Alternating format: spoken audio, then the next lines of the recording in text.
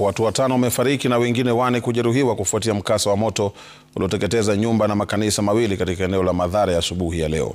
Moto huo ulianza usiku wa manane na kuharibu mali huku watu wengine 4 wakiachwa na majeraha. Watu kadhaa walisalia bila makao kufuatia moto huo uliosambaa kwa kasi kwenye maeneo jirani. Waliojeruhiwa wanaendelea kutibiwa.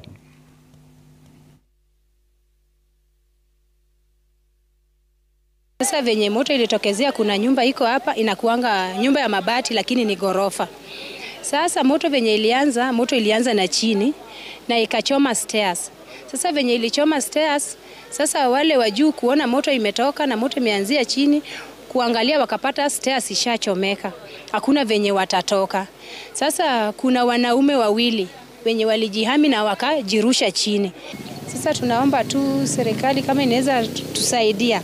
Kwa kitu saa 6 mimi nilikuwa nalala na ndio sasa vile nimeamuka nimesikia tu jirani yangu akisema moto. Hakuna stairs already imeshachomeka.